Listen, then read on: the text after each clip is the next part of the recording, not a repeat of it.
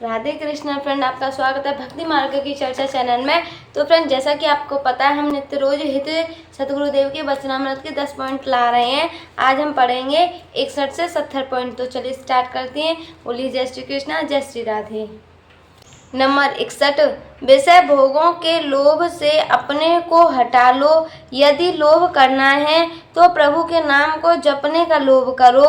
आज इतना नाम जपा, कल और बढ़ाएंगे। रात्रि में नींद खुलते ही बैठकर नाम जपूंगा।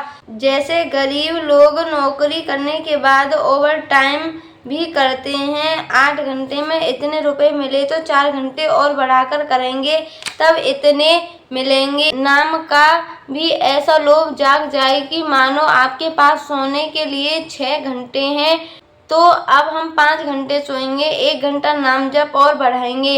ऐसा लोभ हो जाए, 1 मिनट भी अगर कहीं व्यर्थ चला जाए तो अपने लिए प्राणघातक सा लगने लगे कि हाय 1 मिनट छूट गया बिना नाम जप किए।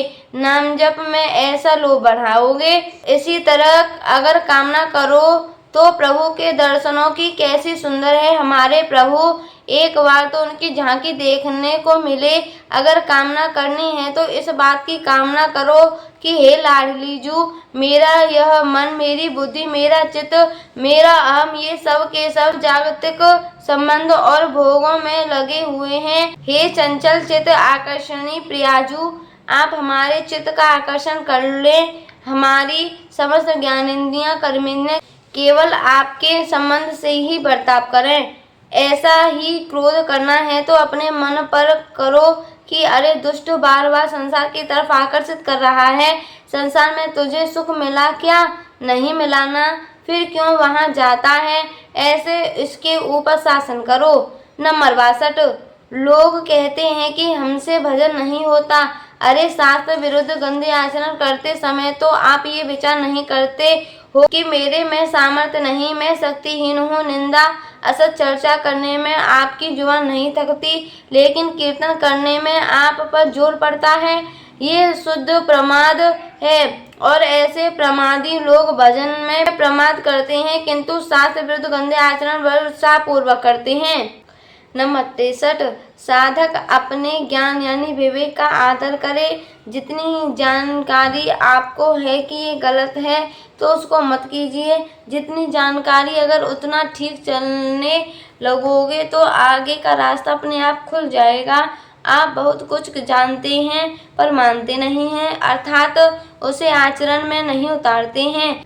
अगर किसी भी साधक से पूछा जाए कि भगवत प्राप्ति कैसे होगी तो बता देगा।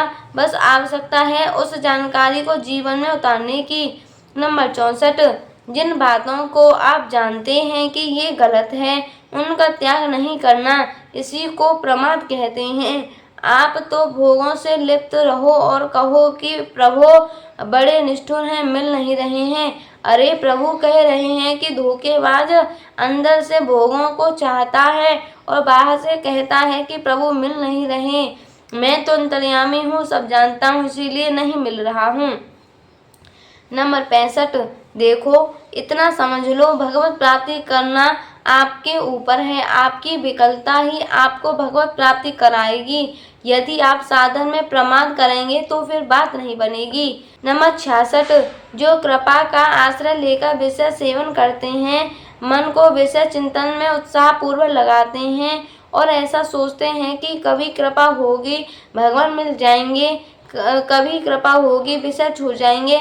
ऐसा नहीं, ये बहुत बड़ी धोखेबाजी है। नंबर 67, भगवत प्राप्ति भगवत कृपा से ही होती है। अहंकार का नाश करने के लिए साधन अवश्य करना चाहिए। नंबर 68, कृपा का आश्रय लेकर प्रमाद करके भोगों में लगे रहना ये साधक का लक्षण नहीं है। साधक को तो साधना में संपूर्ण पुरुषार्थ झोंक देना चाहिए और वह पुरुषार्थ प्रभु की कृपा से हो रहा है, बस ऐसा समझना है।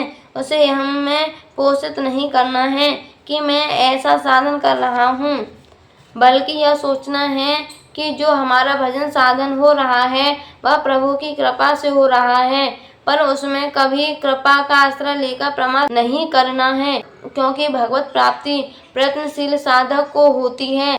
पर वह प्रयत्न पुरुषार्थ भगवत कृपा से हो रहा है, इतनी बात माननी है। नंबर 69, शारीरिक सुख प्राप्ति के लिए प्रयत्न मत करो। जैसे बिना चाहे दुख मिलता है वैसे ही शारीरिक सुख भी मिलेगा, लेकिन जो भगवत प्राप्ति प्रारब्ध से नहीं होती उसके लिए पुरुषार्थ करो। निरंतर निष्काम भाव से प्रभु का सुमिरन करो। नंबर 70, आपका प्रयत्न पुरुषार्थ ही आपको भगवत प्राप्ति कराएगा, पर वो प्रयत्न और पुरुषार्थ भगवत कृपा से हो रहा है, इतना आपको मानना है। लेकिन आप भगवत कृपा का बहाना करके प्रमाद स्थिति में रहें, विषय चिंतन करें, विषय सेवन करें और बोलें कि प्रभु कृपा करेंगे तो सब हो जाएगा, ये कृपा का अपमान है, अनादर है। जैसे कोई भगवान नाम का आश्रय लेकर के पाप करे तो वह नामापराधी है, ऐसे ही कोई कृपा का आश्रय लेकर मनमाना आचरण करे तो वो साधक नहीं है, वो कृपा की अवहेलना, अनादर और उपहास करने वाला अपराधी है। तो फ्रेंड, यहीं पे आज की हमारी वीडियो खत्म होती है। मिलते हैं अगली वीडियो के साथ। राधे कृष्णा।